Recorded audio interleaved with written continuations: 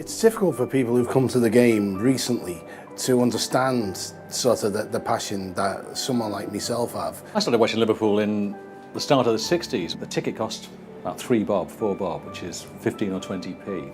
I always say I knew I was a Liverpool fan before I knew my name. You know, it was part of the family, it was part of what you did. And the Kop was just extraordinary, and the boys' pen particularly for me, with seeing these young lads in the far corner and the noise they made. Very well played, sir.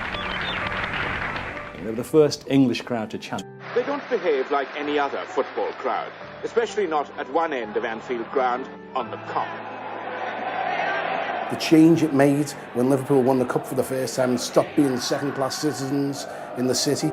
It's just wonderful. It was the whole M6 was jammed and the coach stopped, and there were people on the motorway. I know this is a story that everybody knows now, but I was in that coach and people were dancing around the coach, singing, and the players were laughing. There wasn't a toilet on the coach, so the players utilised the empty beer bottles to relieve themselves, but it was just a fantastic night.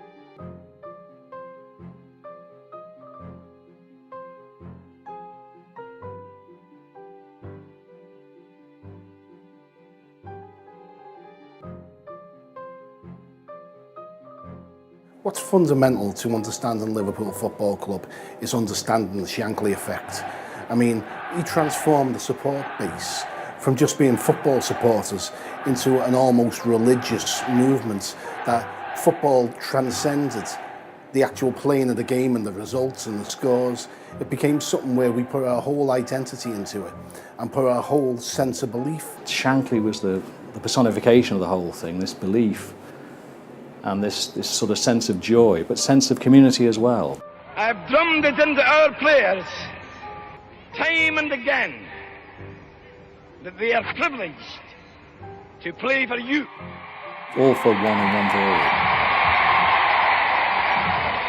It's hard to comprehend it now when you look at this society we live in, the X-Factor society, the me society, the post-Thatcher society, that how important political involvement was. I mean, all the boys who went to the away games, they confounded the mythology of football hooliganism, which is, you know, far right. They were all broadly socialist. Somebody said the football's a matter of life and death to you. I said, listen, it's more important than that. And that's true. And that informed the way we behaved, the way we acted, how we supported the club. And so it was a great convergence, you know, because Shankly talked about socialism, you know, and he talked about all pulling together. And it was this brilliant, brilliant coming together where all these beliefs were distilled, and we felt that the club was a standard bearer in all this. We speak the language that everybody understands. Instead of me saying somebody was avaricious, I would say he was bloody greedy. But my idea was that to build Liverpool into a bastion of invincibility. It took us to places where people wouldn't normally see us, where people normally wouldn't relate to us, and we could go there and show them what we were all about, and they didn't like it, and that was great. We liked that.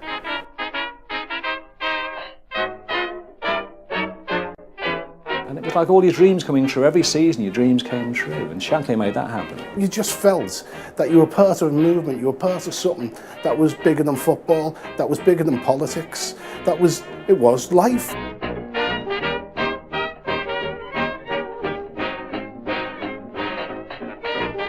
And it was just such a feeling of community and excitement as well.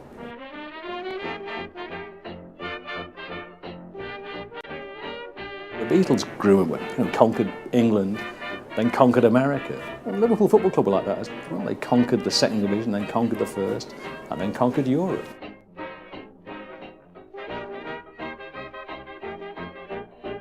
Everything just got better and better, but always done with style and a certain... It was always real. It wasn't. There was no sort of false glamour about it. You know? Well, for the public, in general, football is an entertainment. For the fanatics, it's the same as me. It's life or death. Take it too far to go! But clearly, something has gone badly wrong at that end of the ground where the Liverpool supporters are. The game has been stopped. Nothing is happening. The players are moving towards the centre circle. and we have a very, very serious situation. One or two people are rolling onto the pitch, and they're clearly the worst. It's the worst disaster in British football history. The club's decline began on the 15th of April 1989, and none of us knew it. And funnily enough, it was the same moment football changed, and the Premier League, you could say, was born that moment. But there are too many people in the Liverpool end of the ground, and that's the top and bottom of it. You can't have people penned in that way. It was a nasty experience really to go to games.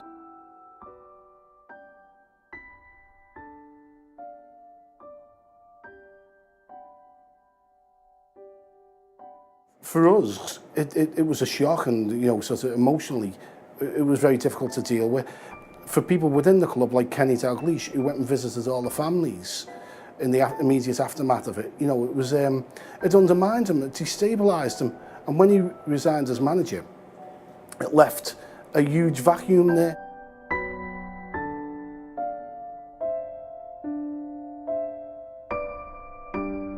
I think people underestimate the effect it had on the people, the city and the club. Liverpool was a club rudderless as a result of the Hillsborough disaster.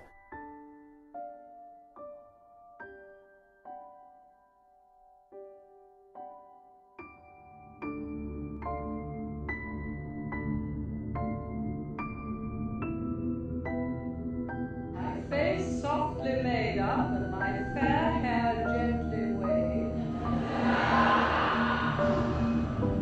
The Iron Lady of the Western world. They were voted in on a platform, they did everything they'd said, and the Thatcher government changed the rules, moved the goalposts, so that they couldn't do what they said. They rate capped them and eventually suspended the councillors. Labour is at fault. It's ruining the country. It proved that democracy doesn't exist. They just changed it to suit themselves.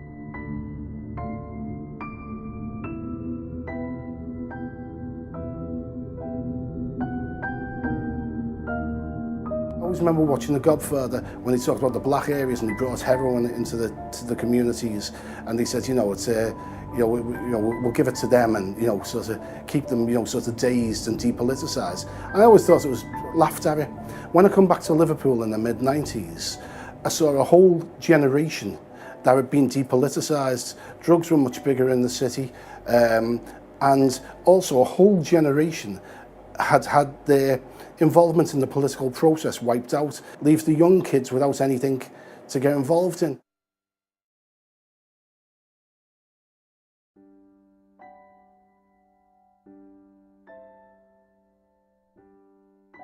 David Moores appreciated that he couldn't take us any further, because we did need a new state. We wanted to keep up, because by this time Chelsea was spending stupid money, Arsenal had the Emirates nearly built, Man United were expanding their capacity. We needed to compete. Manchester United and Arsenal and others were improving their infrastructure and improving what they did for the fan.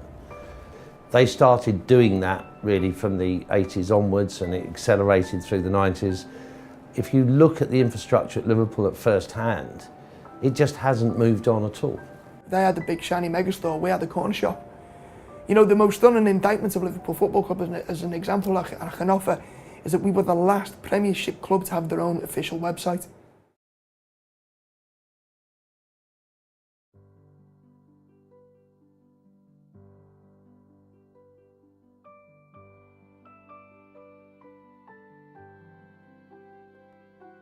Compared to any other alternative this club had, we are the perfect new custodians of this franchise. We understand what it means. It's not new. We've had experience with other opportunities to preserve those traditions.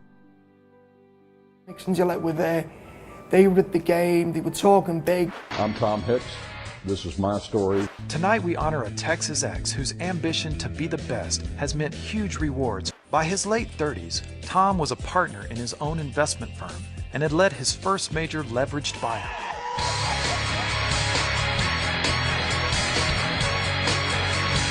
I'm the owner of the Texas Rangers. The Rangers have won it! I'm the owner of the Dallas Stars. It's over! Strong, steadfast Texan billionaire. We all thought we got J.R. Ewing. It was great. Half the people in the world are women. Why Why does it have to be you that stirs me? The carnival atmosphere began earlier in the day in the city centre after American Liverpool owner Tommy Hicks was spotted emerging from the Ruin Hotel. I came as a young man from a farm in Wisconsin. The Canadians, his ice hockey team, they were all big fans of him. Everyone, you know, you look on it, everyone was very fond of him over there. He run the team well, he engaged the fan base. We're going to have to do some of this. I take it there will be a fair amount of that. I know we're going to do a little of that. It'll be in pen. Okay, well, I've got a euro pocket. we could do it in euros also. Oh dear. This is about the fans. This is about this club. This is about Rafa. It's not about Tom and me. We're here. We're supporters, and we intend to be supporters long term. We're not going to put a budget on what we're going to do. We're going to let Rafa and Rick bring us their plans, and then we'll support those plans.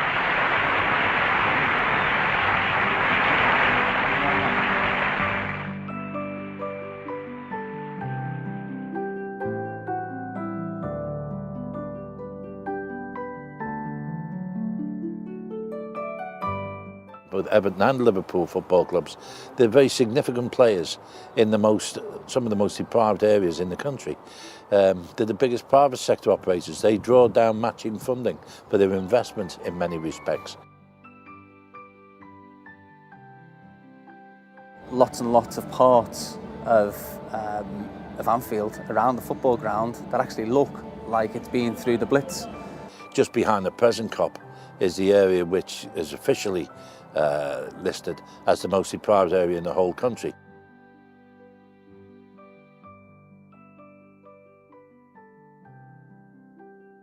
Liverpool Football Club, I know for a fact they've got over 100 empty derelict houses in Anfield.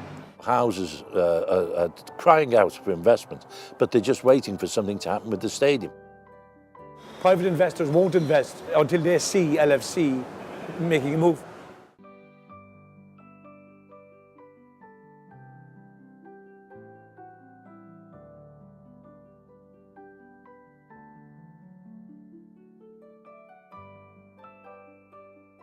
The shovel needs to be in the ground here in the next, 60 days or so?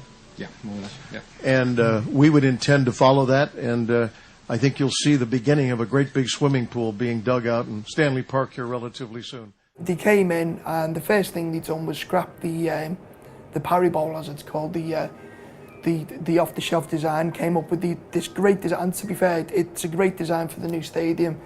Talk of 78,000 to 74,000 capacity. We all thought, yeah, you know.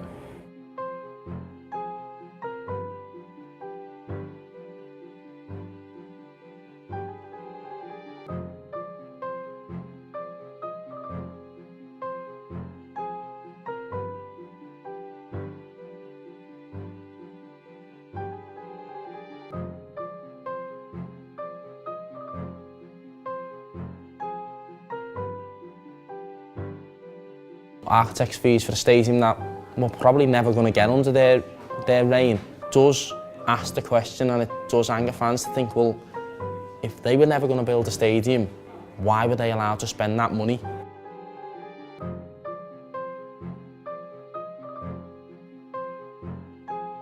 There's money from a football club disappearing to pay for stuff that isn't happening. It makes no sense, really, I think, in the long run, to not put money back into the communities, because it's where your fans come from, it's where the players come from in the end.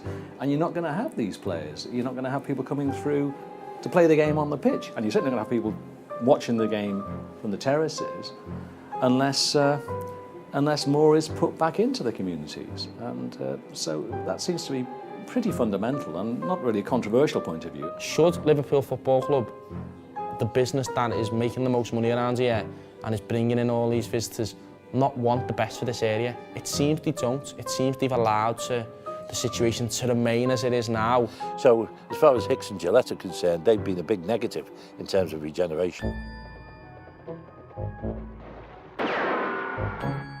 But we must kill them and drive them out. When the first set of published accounts come out, and there's a small section in it talking about expenses.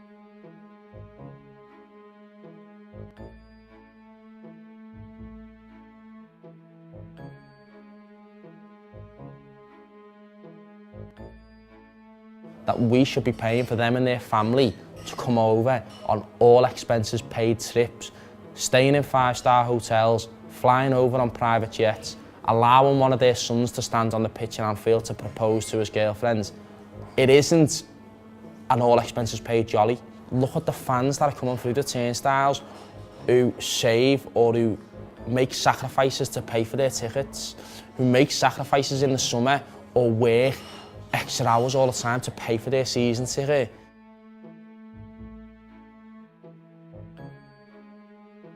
Why were fans allowed to pay for them to come and watch the football club that they chose to own?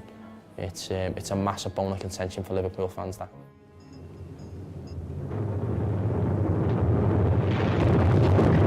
We say we live in a capitalistic society.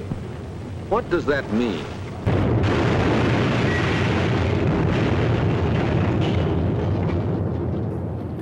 We just didn't see what was coming. Hicks and Gillette put very little of their own money into this at the beginning when they bought it for 220 million. That 220 million included 40 million of debt that was already in the company, and then the rest of it was, largely speaking, borrowed.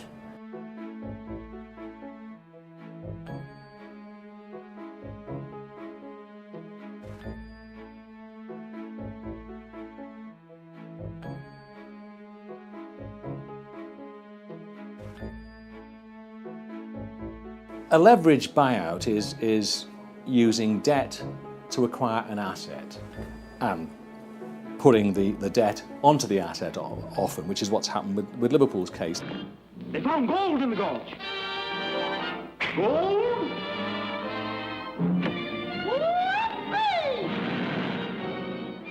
The worst aspect is the fact that these are leverage buyouts. I mean, what they're doing, they're laying the debt onto the clubs themselves.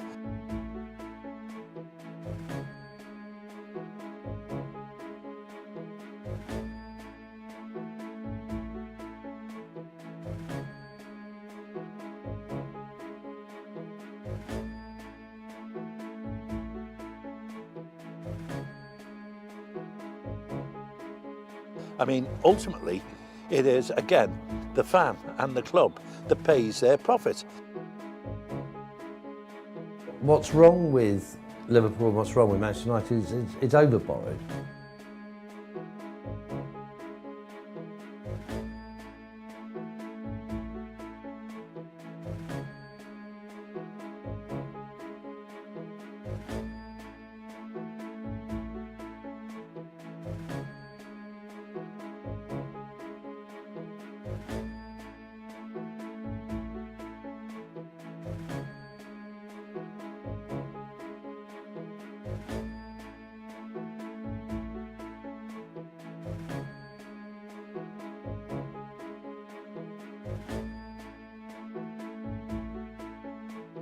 The debt is rising and rising and rising, and that becomes more worrying by the day.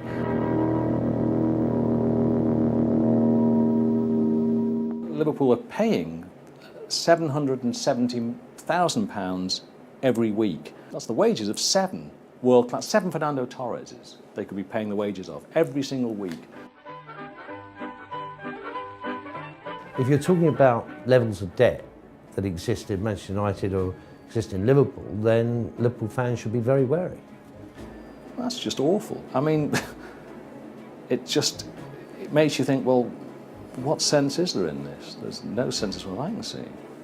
Can you understand concerns that supporters might have had when initially it mentioned, hey, you know, we've already got a couple of Americans coming in to buy Aston Villa, to buy Manchester United, and now there's a couple of guys coming in to buy Liverpool. Can you understand their initial concerns? Well, because we're not English, but you know, it's not easy to own a sports team. These guys strike me as financial poker players.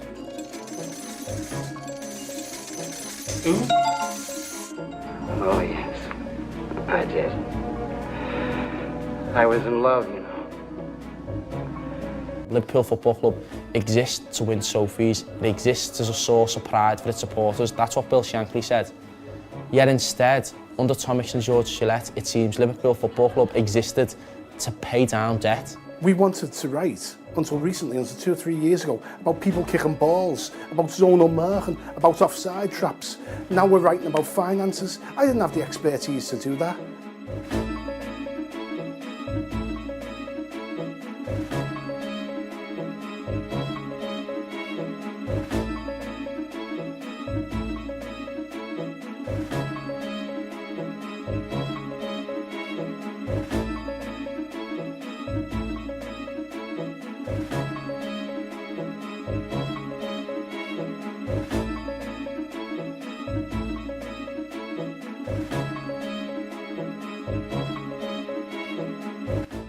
They're exploiting it. I mean, we used to, I'm trying to think of the phrase that we used to use, asset stripping. I mean, that's how I see it, in the same vein, is that what they're trying to do is take the value out of something, or the monetary value, and they leave it stripped of that monetary value.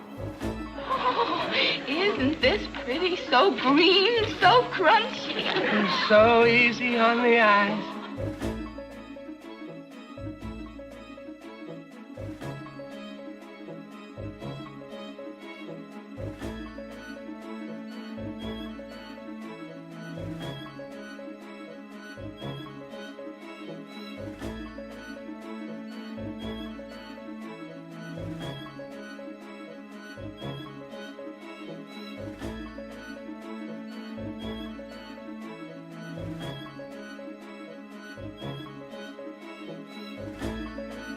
We speak the language that everybody understands. Instead of me saying somebody was avaricious, I would say he was bloody greedy.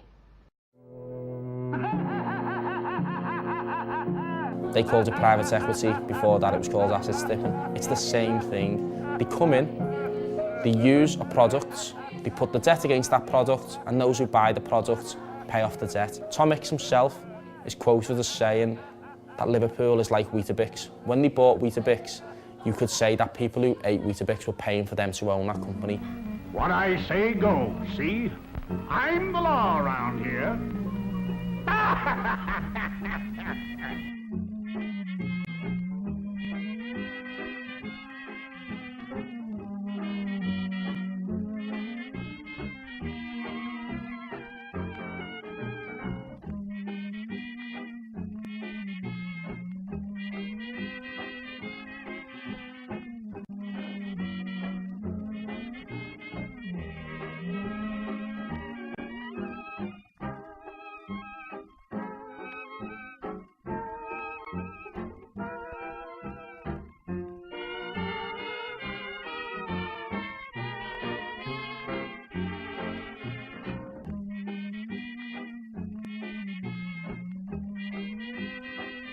My 6-year-old nephew would not have believed that performance.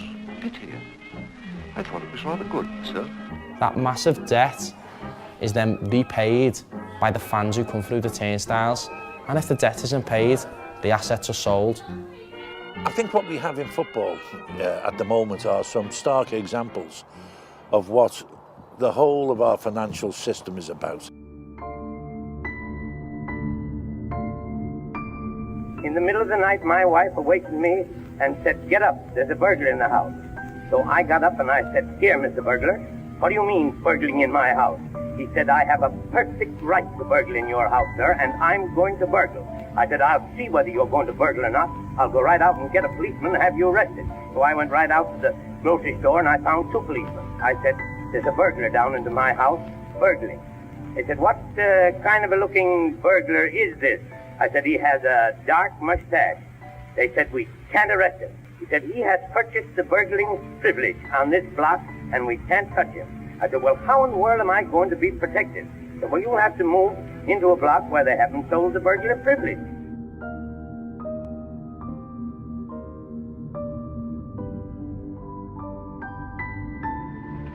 And now surely you have enough diamonds. Oh, diamonds is my career.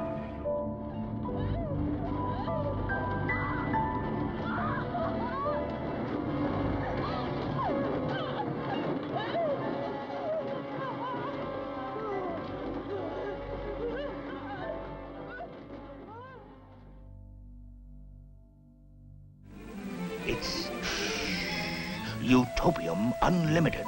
It glows in the dark. Small investment, big profit. As a special favor, I'll let you have 100 shares for only 40 cents a share. That comes to $40, plus, of course, $20 for putting you onto a surefire moneymaker.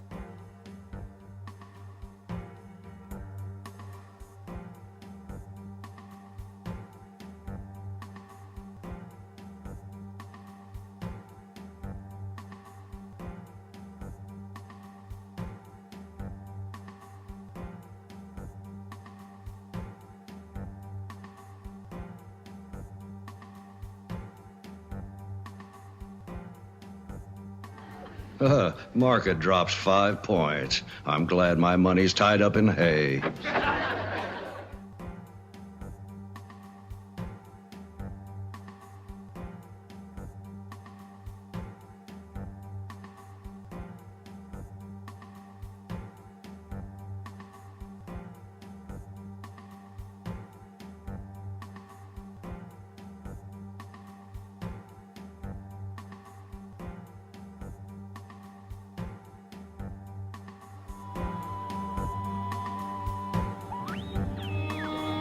Found gold in Virginia City.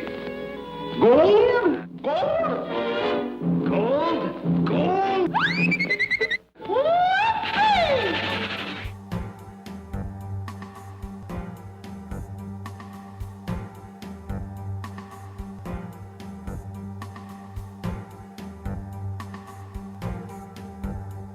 Capitalism?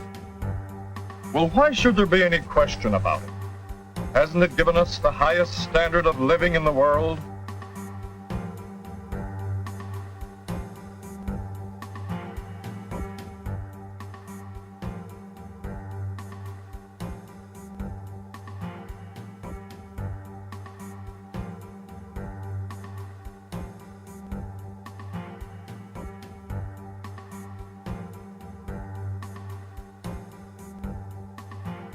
Most fans would probably love to see the financial dealings of Thomas and George Gillette looked at closer and given a bit closer scrutiny.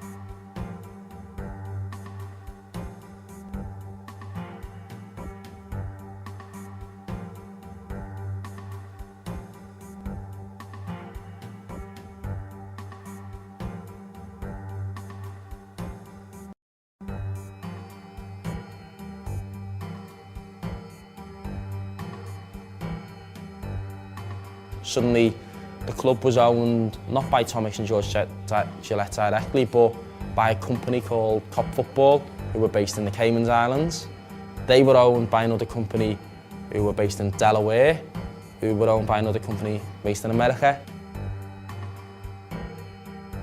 It was them levels, and it's them subsequent levels, which have made it difficult to understand where money's gone, how money's been sourced and things like that. There probably is more debt on the football club than we would have ever imagined. The fans and the football club and the product is left to clear up the mess. It's a great insight into how these guys think. It's all just about exploiting the club. So much for all this fake support for Liverpool with his Liverpool scarf on, and we're going to take it to the top. The only thing that they're going to do is take it to pieces.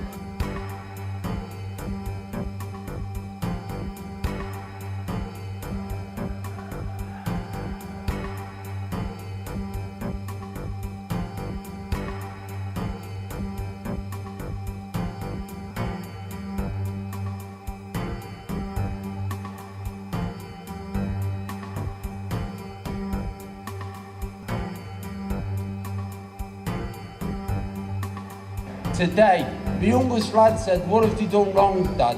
And I said, "I'll tell you what they've done wrong, son." I said, it's like someone coming to our house now and being my mate, and then going off and knocking off me missus, and then asking me to pay for the hotel room. It's heartbreaking, soul destroying, isn't it? In a matter of 12 months, how they've raped the club.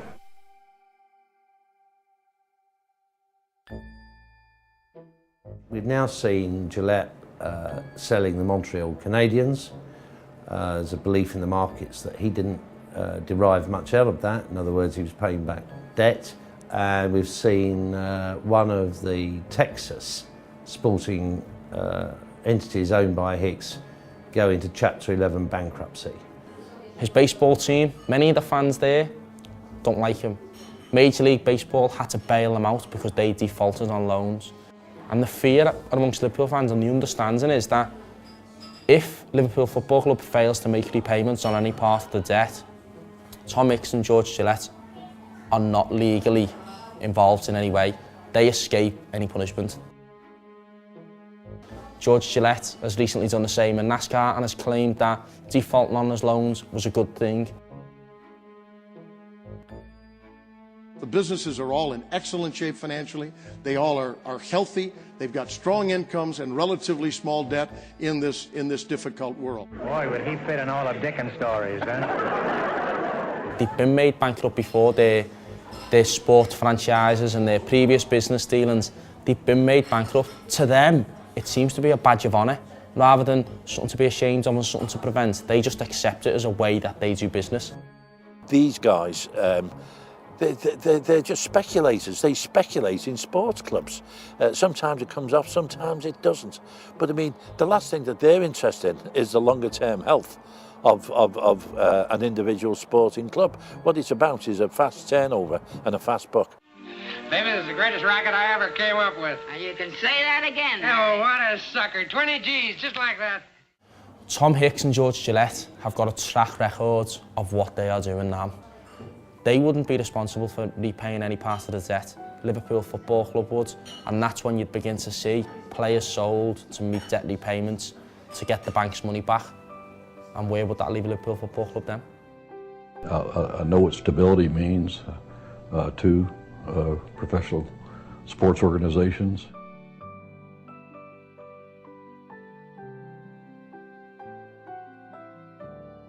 I can't see how it will ever be possible for Liverpool fans to trust these people again.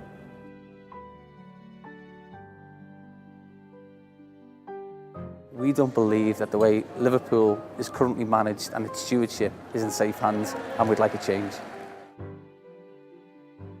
Almost 40 years ago, my granddad stood on these steps in front of a crowd that had not come to see a triumphant Liverpool side, but to welcome home a side that had been defeated in the 1971 Cup final. Then again, in 2005, over 1 million people turned out to celebrate the magic of Istanbul. Whether it's a success or a failure, we support our team. I've drummed it into our players, time and again, that they are privileged to play for you.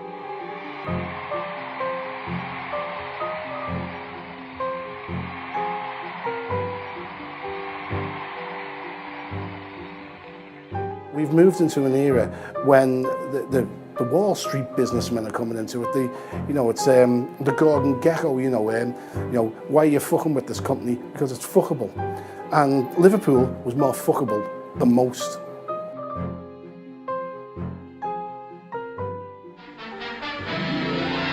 The Price is Right, the exciting game of bidding, buying, and bargaining. A majestic, great front. An elegant design by Union National.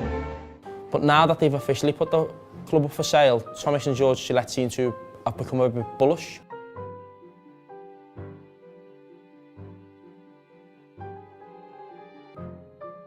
The Hicks valuation of 800 million is pure fantasy land. Don't know where he gets that from, can't see any possible justification for it or any number anywhere near it. It's incredible to think that the man who bankrolled the American War of Independence was born just a stone's throw away from here in Toxteth. A fellow called Robert Morris was not only known as the financier of the revolution, but he also signed both the Declaration of Independence and the American Constitution. So this Liverpool-born banker was the first also to use the dollar symbol in official documentation. Now, whilst we can legitimately claim as Scousers that we gave America a constitution and a currency. In return, America gave us Gillette and Hicks. It doesn't seem to be a fair swap to me. I don't know what you think.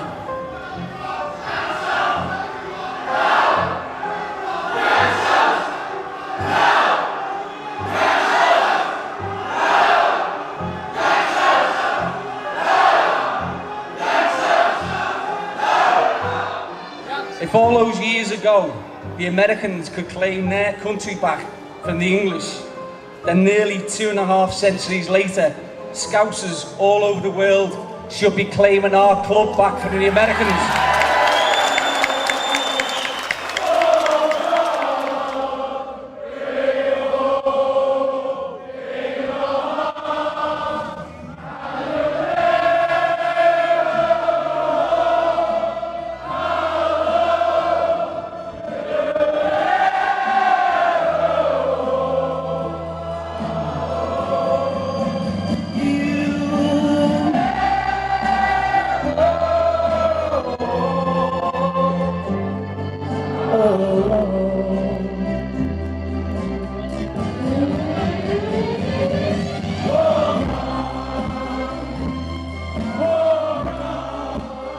What I'd like to see, as I say, is a model of a club where there is a shared ownership amongst a lot of people, ideally with the sort of members club kind of approach. Just hope that we can put football back into the hands of the people, because that's what it's all about. Without the people, there's no game, really.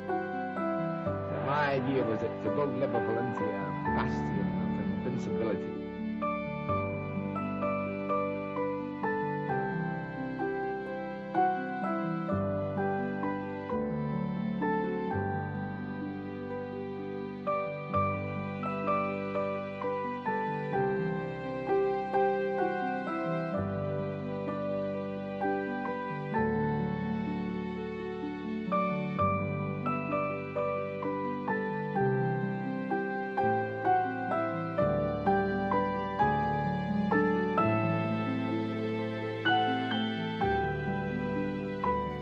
Goodbye, folks.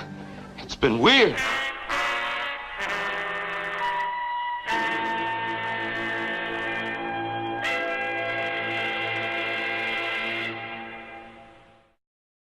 Children, have you ever met the bogeyman before? No, of course you haven't, for you're much too good, I'm sure.